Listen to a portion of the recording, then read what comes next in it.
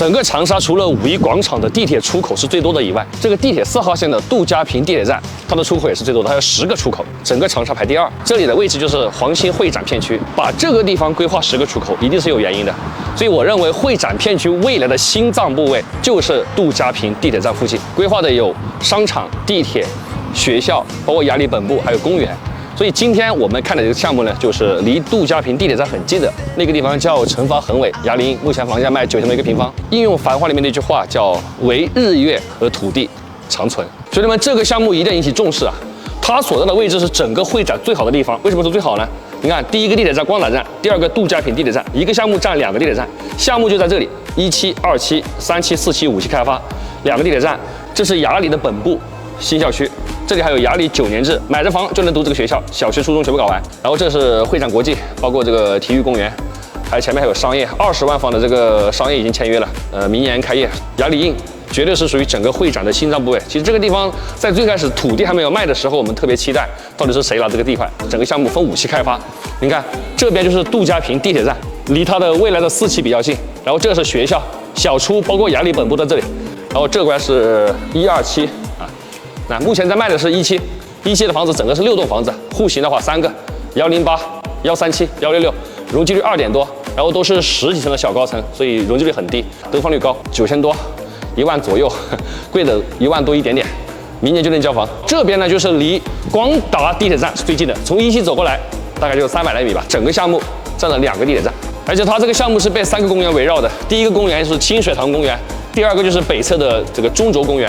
第3个就是项目的最西侧，也就是会展国际中心这个地方是体育公园，3公园围绕。这不就是长沙人在买房中最喜欢的地铁在家门口，学校在家门口，而且小学、初中全部搞定，接送也方便嘛。来看一下137的样板间啊，个顶有4米5宽，然后层高是3米层高。现在很多房子层高只有2米9啊，这个有3米。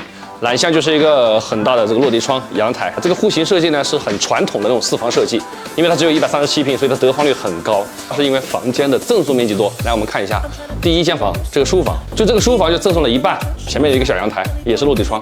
然后看一下第2间次卧，小孩子睡的够用吧？然后里面还有2间卧室，一个次卧，一个主卧。这个是次卧，连接一个公共的卫生间，这个次卧是够用的，主卧是带飘窗，所以它137的呢就是属于偏刚需性的4房。我算一下啊，137如果按价格1万块钱平算的话，总价137万，现在首付15%，我靠，没看错吧？20万首付，这边的房子真的好便宜啊！你们看它这个166平的户型，这客厅尺寸夸不夸张？层高有3米1，这个户型是4房2厅3卫，餐客厅是等宽的。你们看那个餐厅到厨房，厨房够大吧？